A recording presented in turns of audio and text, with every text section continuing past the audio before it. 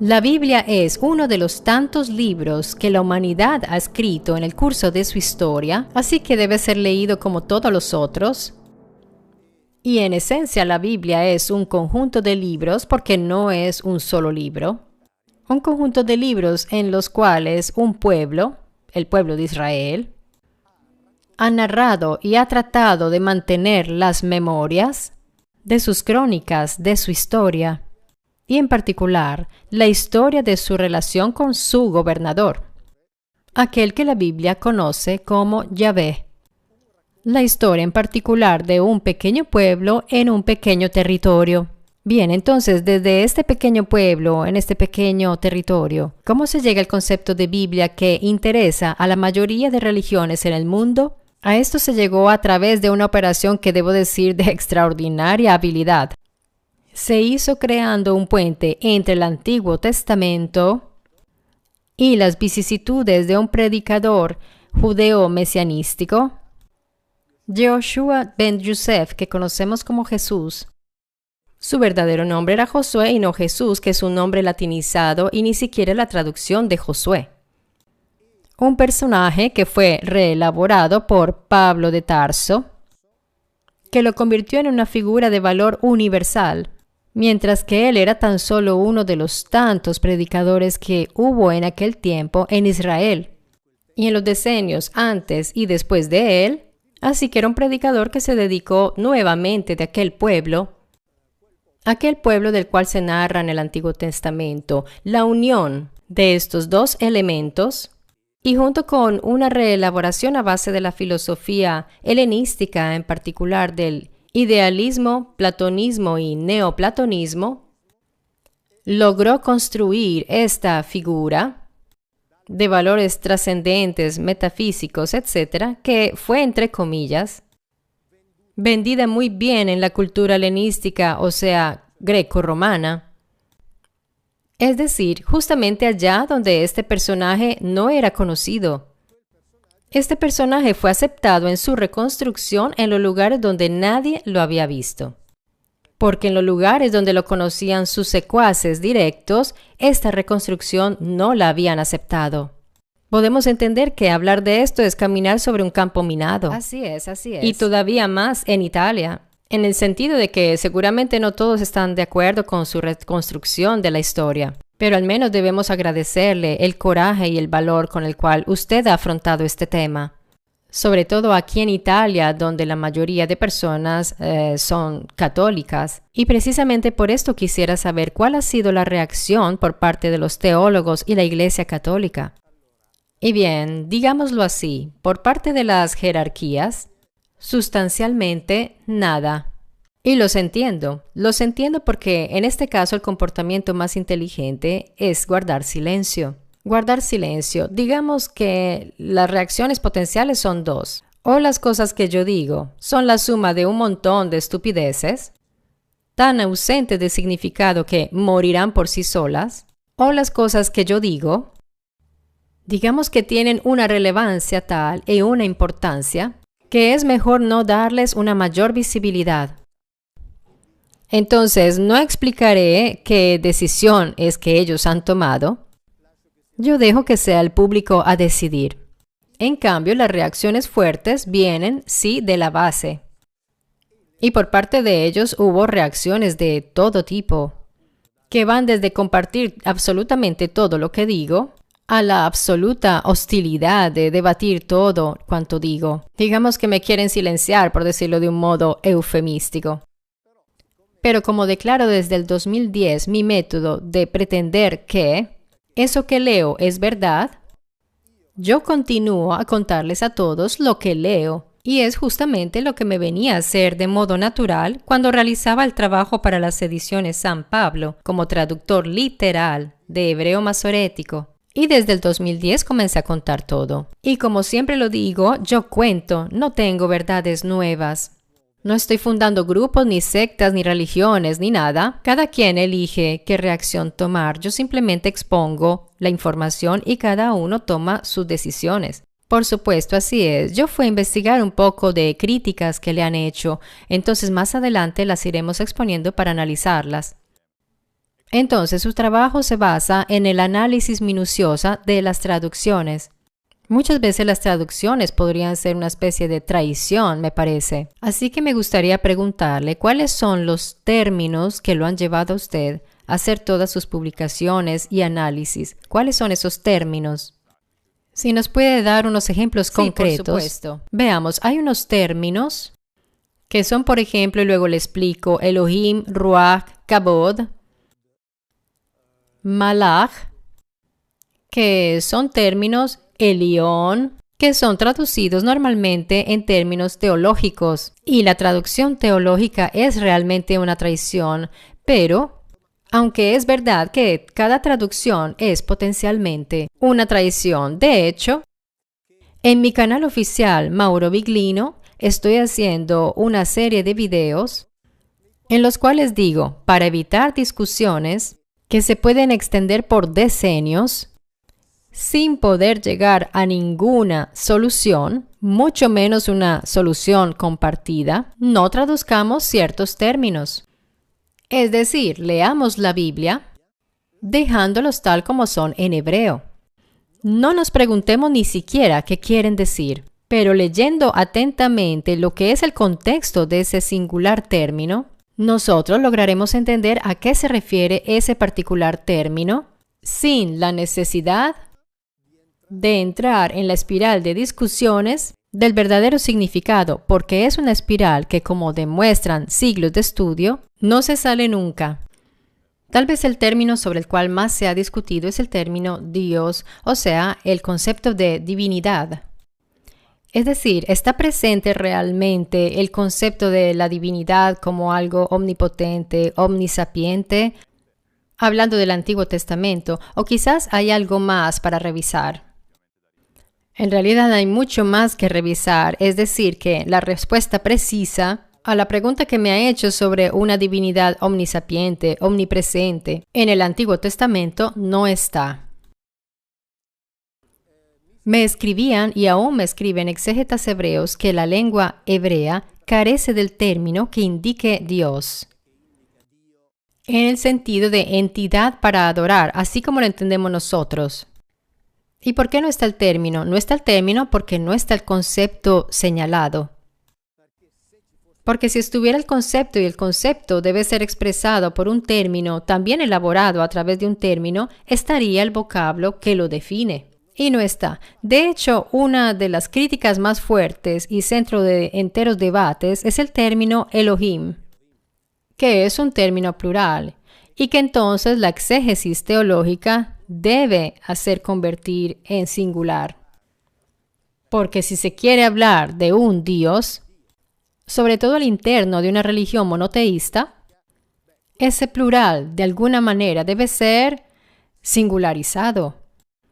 Así que yo en mis libros y también en mis conferencias documento que independientemente al significado que se le quiera dar al término Elohim, que yo digo es mejor no traducir porque igual no se sabe qué significa, independientemente del significado, vamos a ver.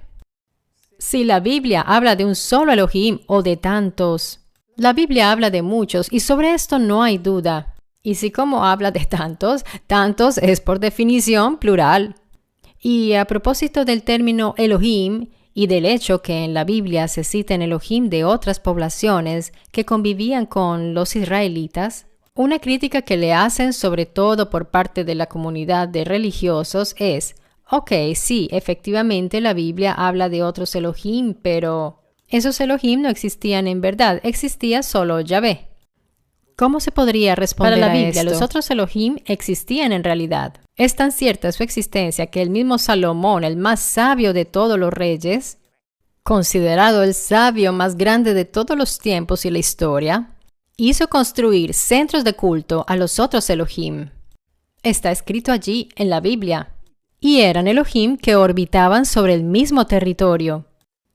Así que él sabía que era mejor tenerlos por las buenas, porque nunca se sabe. En un comentario, por ejemplo, de los mandamientos, cuando se dice no tendrás otros Elohim aparte de mí, bien, ahí se dice no tendrás otros Elohim.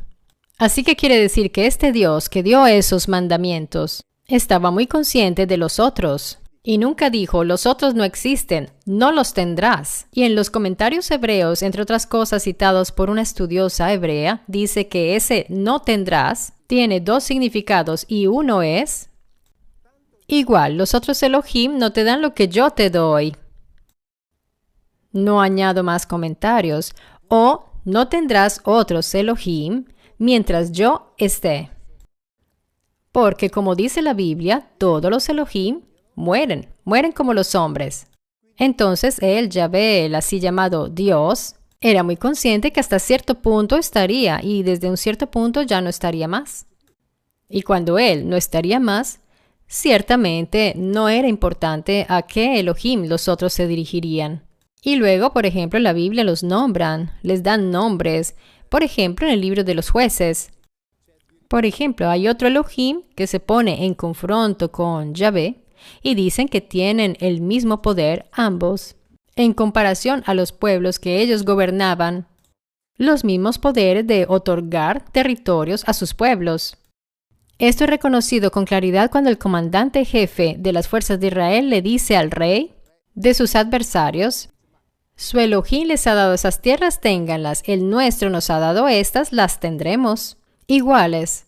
Y bien, se hablaba de un Elohim inexistente. Quisiera decir que Jefté, en este caso, el jefe de las fuerzas de Israel, pobrecito, no sabía de qué estaba hablando. Y dentro de la familia de Abraham estaba Abraham, que seguía un Elohim, en el caso Yahvé, y sus hermanos, escrito claramente, seguían a otros. Esto querría decir que Abraham, que seguía a Yahvé, había entendido y sus hermanos, en cambio, no quiero ser ofensivo, unos pobres desubicados que no habían entendido que se dirigían a la nada. Y Abraham no les explicaba que se dirigían a la nada siendo su hermano. Es decir, la Biblia es tan clara, pero tan clara que hay que hacer saltos mortales para cubrirla. Pasemos ahora a otro tema que me parece de verdad muy interesante. Y es acerca de la tecnología al interior de la Biblia, sobre todo de aquellos objetos en el Antiguo Testamento que no solo forman parte integral de su trabajo, mas también del imaginario colectivo del mundo occidental. Por ejemplo, el Arca de la Alianza, que estuvo también y que formó parte de una película muy famosa que es aquella de Indiana Jones. Entonces, el Arca de la Alianza, este objeto misterioso del cual hemos perdido todo rastro, ¿es realmente un objeto que existió? Y sobre todo, ¿de qué se trataba, según lo que usted piensa? Yo naturalmente, por convicción metodológica, pero también por convicción, pretendo que sea verdad. También porque simplemente toda una serie de cosas serían incomprensibles. En cambio, si pretendemos que sea verdad, toda una serie de eventos se hacen más comprensibles. Se vuelven comprensibles las leyes que Yahvé dio aquellos pocos que tenían la posibilidad y el deber, o sea, los sacerdotes y su familia, de manipular el Arca de la Alianza. O sea, ellos tenían que vestirse de una cierta manera. Podían acceder al lugar donde estaba el arca y en ciertos momentos, no en otros. Así que tenían que vestirse de un cierto modo. Parecía que estuvieran dentro de una jaula de Faraday. Y está escrito en la Biblia. Y otra cosa interesante es que cuando la Biblia describe aquellos trajes, nosotros en las traducciones encontramos obra de artista, pero en hebreo está escrito obra de proyectador, que es algo muy distinto, obra de proyectador pensante, no de artista. O sea, no era un diseño estético por capricho, también porque además se usaban solo al interno. Así que no fueron hechos solamente pensando a un asunto estético, a menos que pensáramos que Dios tenía necesidad de ver bellos vestidos. Sería un poco ridículo también de imaginar. Además, el arca también era utilizada en batalla. Y cuando la llevaban a la batalla, está escrito en la descripción que el ejército de Israel debía caminar a 2000 cúbitos, o sea, a 1 kilómetro de distancia. Ahora bien, esto tendrá su significado. Cuando los filisteos se apropian de esta, se deshacen de esta inmediatamente porque produce una serie de efectos, porque no eran capaces de maniobrarla. Estos efectos eran mortales para ellos, así que la regresan.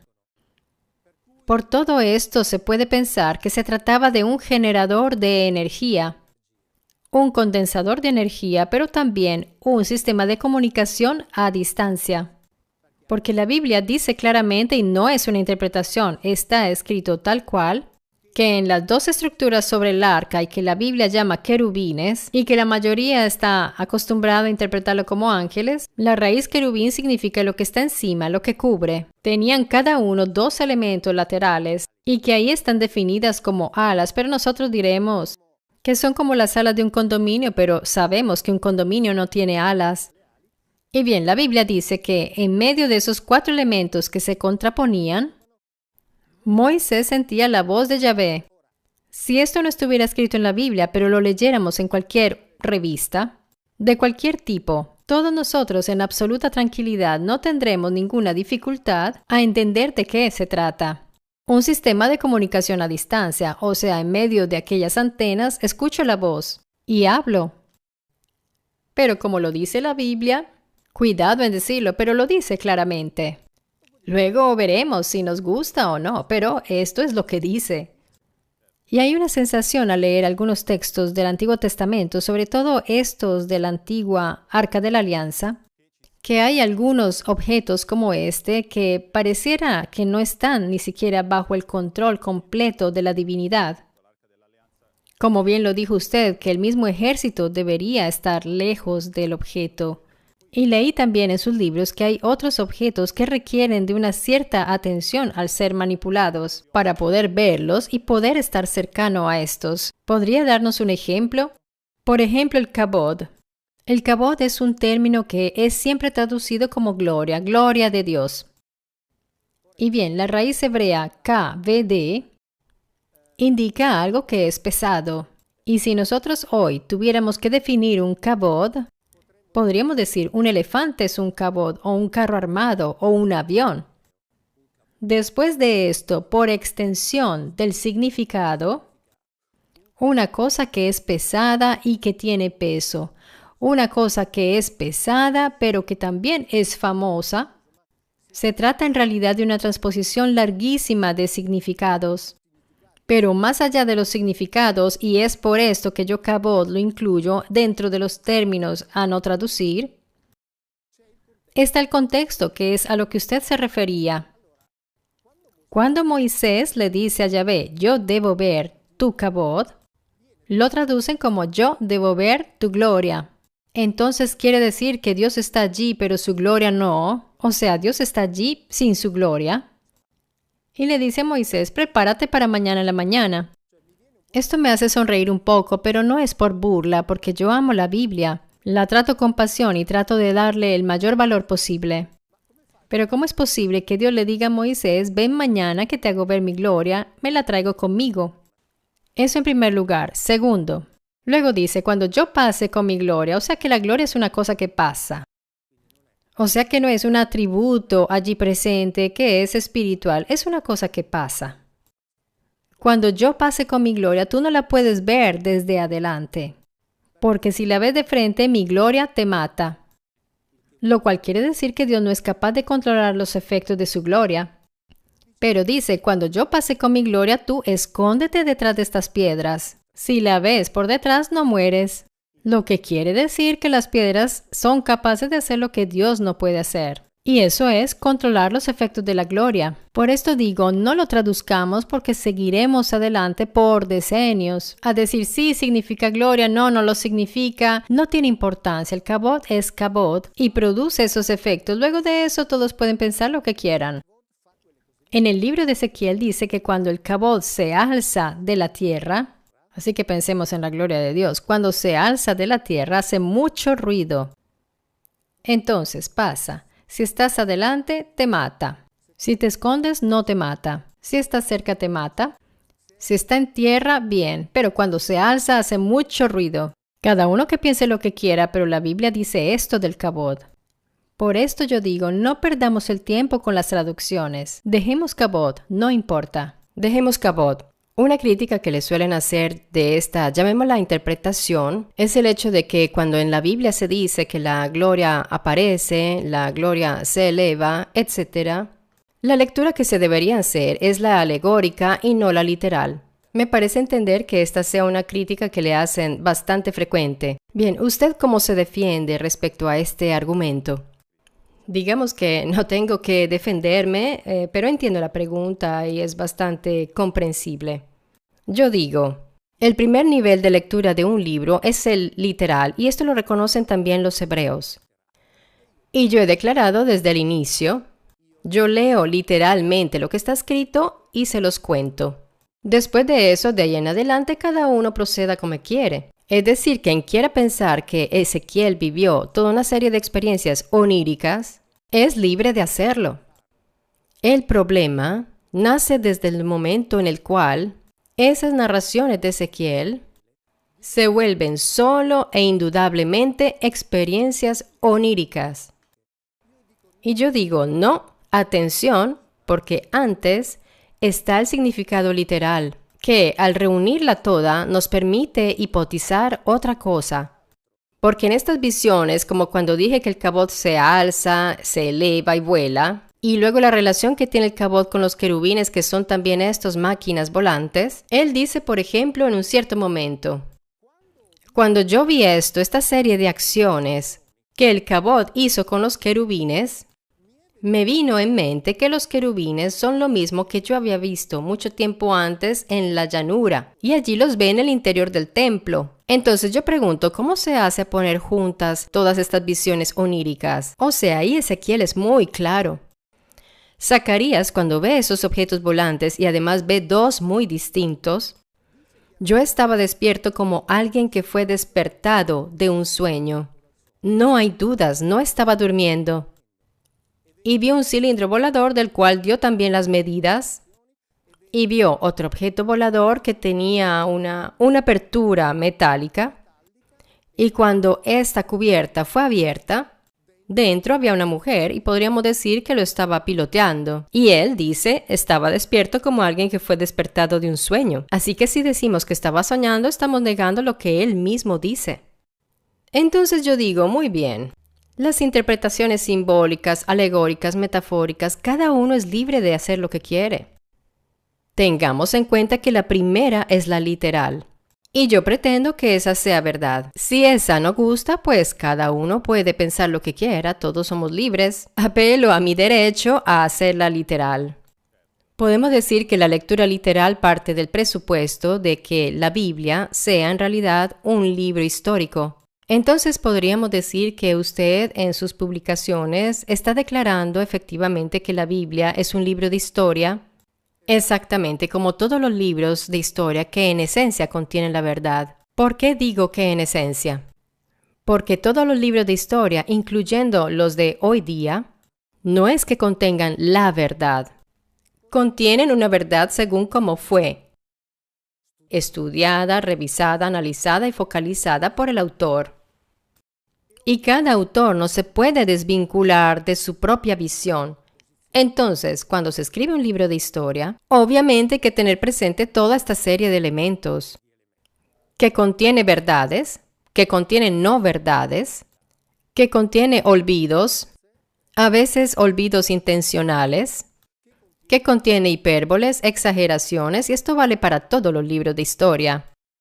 No sé, ahora me viene en mente, por ejemplo, cuando el periodista Gianpaolo Pansa ha escrito toda la historia de la guerra civil entre el 43 y 45, desencadenó toda una serie de polémicas. ¿Por qué? Porque escribió una versión muy distinta a la que era la versión oficial. Y sin embargo, pensemos, estamos a pocos decenios de los eventos. Pensemos en aquellos que escribían siglos después sobre la base de narraciones, y obviamente escribían para presentar su propio pueblo.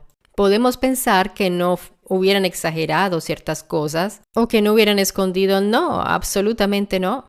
Y los faraones que cuando ganaban una batalla contra los beduinos hacían escribir que habían ganado una gran guerra. Vale para todos, para todos. La diferencia está en que ni sobre los textos del faraón ni sobre los textos de los sumerios se construyó una grande religión. Está bien, en el fondo se trata de discusiones, entre comillas, académicas. En cambio, aquí se trata de un tema sensible, por eso decir estas cosas se vuelve intolerable. Hay escritos en la Biblia que hacen pensar que fueron escritas propio porque no se podía hacer de otra manera, porque son tan horribles y a veces tan ridículas, porque cuando hablan de su Dios, que uno dice, bueno, si me voy a inventar algo, me invento algo bueno realmente. No se inventa tipo, miren cómo es de bueno mi Dios que hace quemar a los primogénitos. O miren cómo es de bueno mi Dios que ni siquiera es capaz de incidir en el ánimo humano tanto como para convencerlos a hacer lo que Él mismo quiere. ¿Cómo se puede uno inventar algo así? Nadie lo inventa. Si te inventas un Dios como Dios manda, de otra manera. Este es un buen apunte. Y bueno, hablando de libros, de la Biblia como un libro de historia, me hace pensar el hecho que mucha arqueología se sirvió de la Biblia en el periodo del 800-900 para realizar importantes hallazgos. Exacto. Por ejemplo, Nínive, el discurso de los hititas, que en la Biblia están citados como los Cati, y que estaban considerados como mitológicos. De hecho, últimamente, algo muy nuevo, en la Universidad de Princeton, si no fallo, hay un reperto en el British Museum donde está dibujada una zigurat. El arqueólogo está seguro de haber encontrado la prueba de que la famosa Torre de Babel existió en verdad, pero no es esa zigurat de Babilonia. Pero al parecer ha identificado la posible localización. Poco a poco se va avanzando en la arqueología, se van encontrando siempre mayores pruebas de las narraciones bíblicas. La Biblia es un libro de historia con todas aquellas características positivas y negativas que tienen los libros de historia, entonces es necesario tener en cuenta todo esto. Y para concluir, es un libro en esencia de historia, pero obviamente los autores han elaborado en este.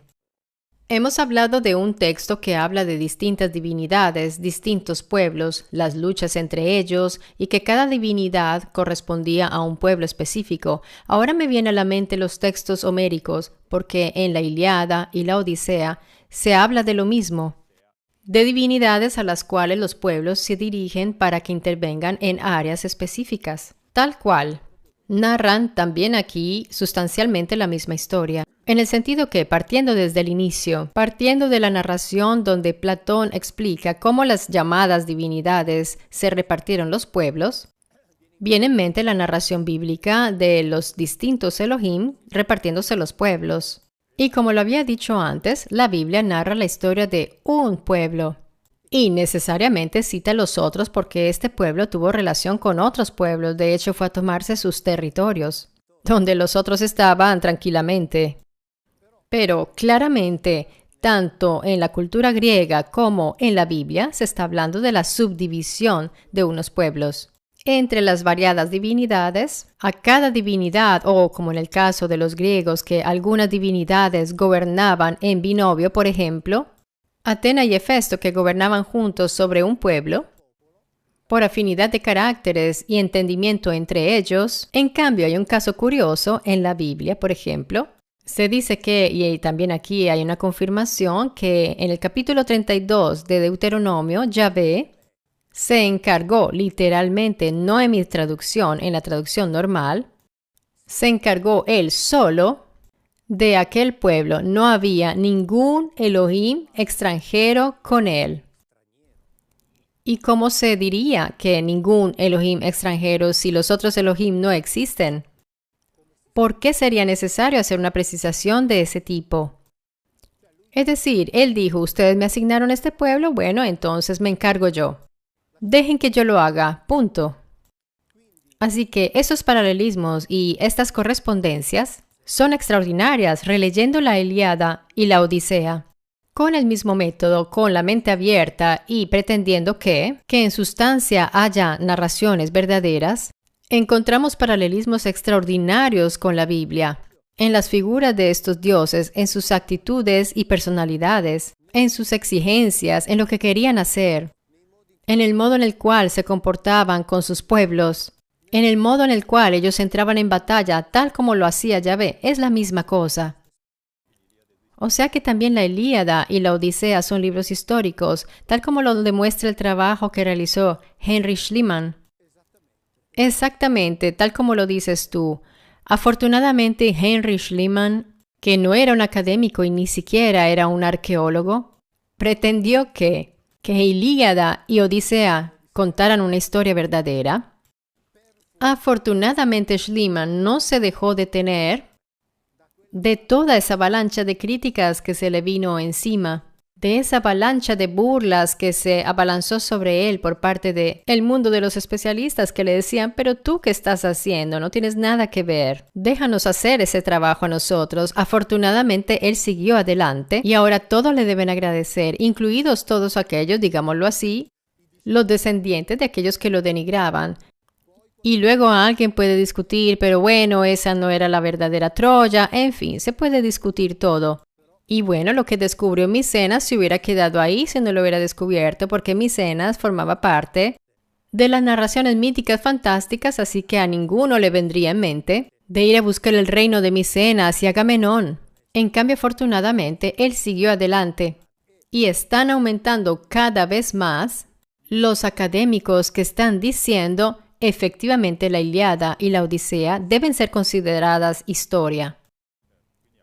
Entonces, independiente de lo que podamos pensar, deberíamos dar más credibilidad a lo que escribieron los antiguos. Yo diría que sí, y si nosotros pensamos en esto, hagamos de cuenta que estamos en un tribunal y hagamos de cuenta que está presente un acusado que cometió algún crimen y hay 4 o 5 testigos que dicen yo lo vi. Y por estos testimonios el acusado es condenado. Y sobre la base de otros elementos, pero sobre todo por los testimonios. Si leemos los textos antiguos, tenemos centenas de testimonios sobre hechos pasados, pero nosotros decimos que son falsos. ¿Y cómo es posible esta ambigüedad de comportamiento? Nosotros sabemos por qué. Porque al aceptar entonces esos testimonios, significaría que hay que poner en discusión todo cuanto sabemos o pensamos de saber, todo lo que se nos ha enseñado y por supuesto también poner en discusión brillantes carreras, cátedras.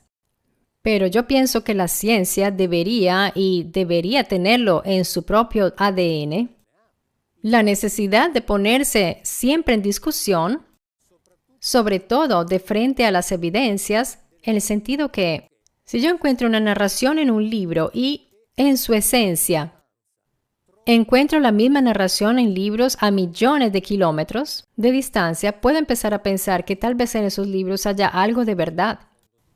Y cuando yo encuentro escritos que dicen que la humanidad fue fabricada por unos individuos superiores, y bueno, dejemos a un lado de quiénes eran porque en este momento es imposible de definirlos. Entidades, en fin, no tenemos en este momento cómo saber qué tipo de identidades.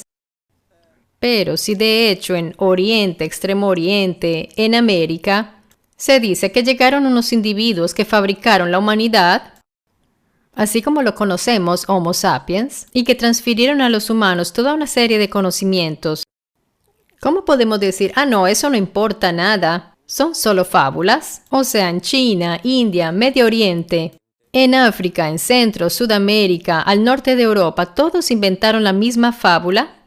¿Pero qué necesidad tenían si acaso cada pueblo dice, o mejor, se autocelebra sus méritos? ¿Por qué decir, yo estas cosas no las sabía, me las dijeron aquellos de allá? Bastaba decir, las aprendí, las estudié, miren qué inteligente soy. En cambio, no. Así que esto debería al menos hacernos pensar.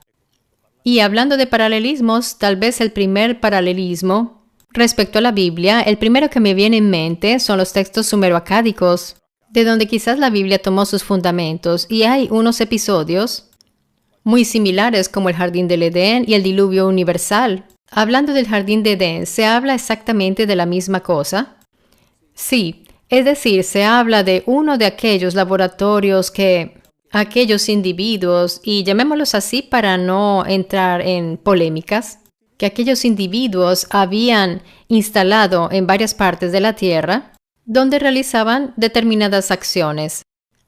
En la Biblia se dice que allí cultivaban cada árbol que da fruto. Atención, no las margaritas ornamentales. Es decir, árbol era cada vegetal que daba fruto. Alimento. Domesticaban animales aptos para ser alimento. Y luego allí dentro pusieron al famoso Adán. Por otra parte, en las narraciones sumero-acádicas, se dice de aquellos que eran llamados Anunna o Anunnaki y en la Biblia Elohim, hicieron bajar, entre comillas, del cielo los cereales y enseñaron a los hombres a cultivarlo. Y ellos, es decir, los sumerios, escriben: nosotros comíamos la hierba del suelo como las ovejas. Es como decir, nosotros éramos como los animales. Luego llegaron aquellos y nos dieron los cereales. Pero queremos al menos intentar pretender que sea verdad, en vista que justamente lo que escriben las revistas científicas respecto a las variaciones genéticas que llevaron al cereal que nosotros hoy consumimos, son realmente tan improbables, no digamos imposible, pero tan improbables y tan extrañas, de poder definirlas casi como imposibles. Y en cambio sucedieron ahí, todas en sucesión y todas en tiempos brevísimos. Y uno dice, ¿cómo es posible? Bueno, los antiguos nos lo contaron. Y si intentamos al menos de pretender que sea verdad, tal vez entenderemos. Ahora quisiera hacer una pregunta que según pienso yo sea crucial, porque ya hablamos de textos de interpretación literaria y de cómo se podría leer la Biblia. De hecho, yo diría que esta lectura es bastante fascinante. Hablamos de unos individuos, los cuales no definiremos, los tendremos simplemente como entidades que han guiado el desarrollo del Homo sapiens. Teniendo como base esta tesis, muchos dirían que falta el arma del delito, o sea, la prueba determinativa, una señal o cualquier tipo de un objeto tecnológico que pudiera de alguna manera probar la existencia de este grupo de individuos, dotados evidentemente de una tecnología superior. ¿Cuál podría ser la respuesta a esto? Yo respondería esto para simplificar. Yo diría que los interesados podrían leer los libros de, por ejemplo, Marco Pizzuti o de Jim Marrs de los Estados Unidos. En sus libros encontrarán objetos tecnológicos del pasado y hallazgos inexplicables. Hay muchísimos, bastaría no esconderlos. ¿Nos puede dar un ejemplo? Por ejemplo, han encontrado tornillos microscópicos fosilizados en piedras de hace 100 millones de años. Microscópicos, quiero decir de 0,2-0,3 milímetros, fosilizados de hace 100 millones de años. ¿Y quién hacía esos objetos? Muchos dicen que las pirámides podrían ser uno de esos objetos. Yo soy de aquellas personas que solo observando las 3 pirámides de Giza, solo observándolas, me pregunto, ¿pero cómo es posible que hayan hecho estas 3 así y que luego hayan demostrado la total incapacidad de reproducirlas porque las otras que construyeron se están cayendo? Una arqueóloga romana de aquellas oficiales un día me dijo, la civilización egipcia es una civilización imitativa y trató de hacer cosas pero que no era capaz de hacer, porque ciertamente no lo hicieron ellos. Pensemos, por ejemplo, en la base del templo de Baalbek en Líbano, en el valle de la Bekaa, donde nosotros ni siquiera podríamos hacerlo. Es decir, 3 litos o piedras de casi 1000, de hecho hay una de 1200 toneladas, cortadas y llevadas a un lugar montañoso, no sobre una autopista o una pista de un aeropuerto, donde ahora, por ejemplo, el transporte que lleva el shuttle podría tal vez transportar aquellas piedras por algunas centenas de metros sobre la base asfaltada del aeropuerto, no en la montaña, y sin embargo están ahí, y nadie sabe cómo. Los antiguos dicen que allí Untu Shamash ponía en reposo su carro. Ahora, si nosotros pensamos que el carro era una viga con 2 ruedas, bueno, digamos que fuera una cuadriga, al menos un poco más pesado, ¿qué necesidad tendrían de hacer una base para sostener pesos y, bueno, hagamos de cuenta, fuerzas enormes? Haciendo a un lado cualquiera que fueran sus funciones, nosotros hoy seríamos incapaces de hacerlo. Pero está ahí y hay que explicarlo. Necesitamos de explicarlo. La única certeza es que quienes estaban allí no hubieran podido haberlo hecho. Y entonces, Veremos si de pronto, más adelante, tendremos novedades arqueológicas que puedan explicarlo. Y como última pregunta, quisiera saber si de pronto en esta última publicación ha realizado algún estudio que vaya más allá de lo que hasta ahora había publicado. Sí, por ejemplo, el periodista que me entrevistó me hizo preguntas acerca del Apocalipsis. También, además, hemos incluido algunas cosas escritas en la Biblia. También algunas definiciones internas acerca de la NASA y del Sistema Aeroespacial de Defensa de Israel, que corresponden efectivamente a una serie de cosas que estarían escritas en la Biblia y entonces serían explicables, como por ejemplo que Israel y Estados Unidos están ya comunicándose desde hace tiempo con civilizaciones fuera de la Tierra, lo cual han declarado con absoluta tranquilidad. Lo han declarado en la prensa y sobre todo cuando van en pensión. Digamos que el día en que estas declaraciones se hagan públicas, yo no me voy a sorprender, absolutamente. Yo diría que el inicio del libro es muy interesante y lo ha escrito el periodista y se los voy a leer. ¿Y si nos hubiéramos equivocado? Buena pregunta. ¿Equivocados en qué? En todo. ¿Quiénes somos? ¿De dónde venimos? Ah, bien. Casi nada. Revolucionar nuestras propias convicciones, etcétera, etcétera.